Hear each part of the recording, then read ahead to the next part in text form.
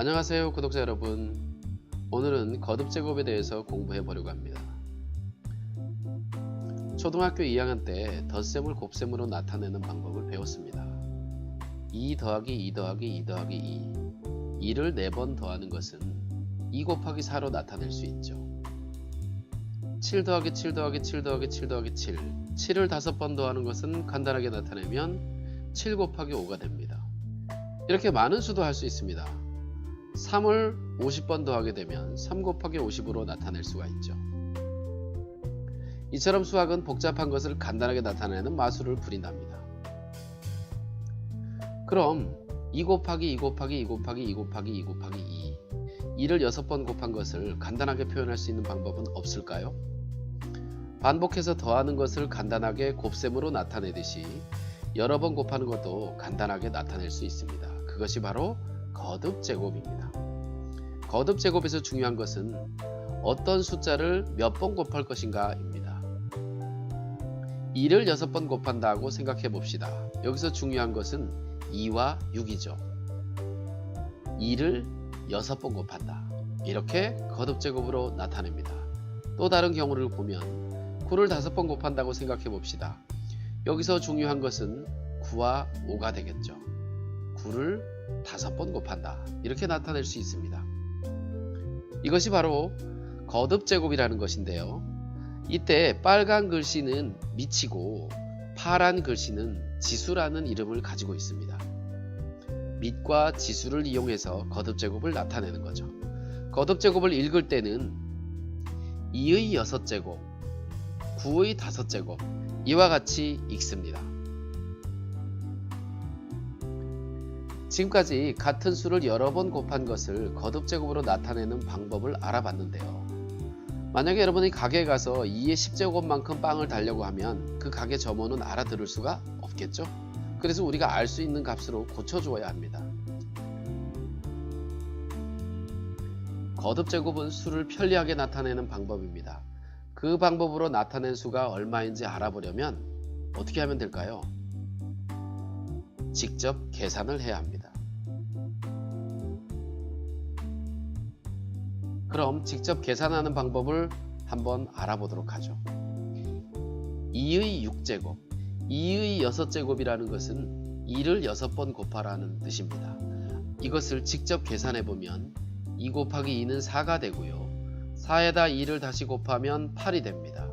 8에다가 다시 2를 곱하면 16이 되고 16에다가 다시 2를 곱하면 32가 됩니다.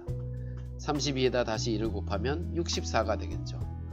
그래서 2의 6제곱은 64라는 것을 알 수가 있습니다.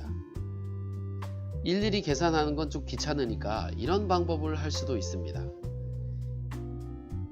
우선 2개씩 짝지어서 먼저 곱해주면 4가 되고요. 4를 3번 곱하면 64가 됩니다. 그래서 2의 6제곱은 64다. 이렇게 알 수도 있죠. 자, 어떤 동영상에 보니까 학생들이 이런 질문을 엄청나게 많이 해놨어요. 2를 3번 곱하면 왜 6이지 8이냐? 자, 좀 전에 2를 3번 곱하면 8이 된다는 사실을 알아봤죠? 3개씩 짝을 지어서 계산할 수도 있거든요. 2를 3번 곱하면 8이 되기 때문에 8 곱하기 8은 64. 따라서 2의 6제곱은 64다 라고 계산할 수도 있습니다. 계산하는 방법은 각자가 편리한 방법으로 하면 됩니다. 다른 수를 한번 해볼까요? 9의 5제곱이란 9를 5번 곱하라는 뜻이니까 이것을 식으로 나타내면 이렇게 되겠죠. 9를 2개씩 짝지어서 곱하면 81이 2개가 되고 9가 하나가 남습니다. 자, 81을 2번 곱하고 거기다 9를 곱해주면 59,049가 됩니다. 자, 이렇게 거듭해서 숫자를 곱하면 엄청나게 숫자가 빠르게 커집니다. 사실 2를 10번 곱해도 꽤 큰 수 1024가 되거든요. 자, 여러분 인터넷에서 2의 64제곱을 한번 찾아보세요. 이 수 때문에 죽은 사람 이야기를 찾아볼 수가 있을 겁니다. 숫자를 몇 번만 곱해줘도 아주 큰 수가 되기 때문에 거듭 제곱의 값이 너무 크면 계산하기 힘들겠죠. 그런 경우에는 계산하지 않고 거듭 제곱을 그대로 두는 경우도 많습니다. 앞에서 우리는 거듭 제곱이 무엇인지, 어떻게 표현하고 읽는지, 또 어떻게 계산하는지에 대해서 알아보았습니다. 좀 더 자세하게 더 많은 수의 종류에 대해서 어떻게 계산하는지 알아보도록 할게요. 자연수만 거듭 제곱으로 나타낼 수 있는 것은 아닙니다. 중학교 2학년의 지수법칙에서 거듭 제곱을 자세히 배우게 됩니다. 분수나 소수도 거듭 제곱으로 나타낼 수 있거든요. 한번 해볼까요?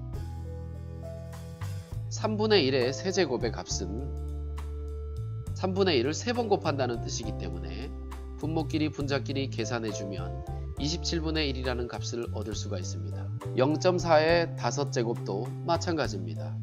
0.4를 5번 곱하라는 뜻이니까 0.4를 10분의 4로 고쳐주고 분모는 분모끼리 분자는 분자끼리 곱해주면 10의 5제곱분의 4의 5제곱이 되죠.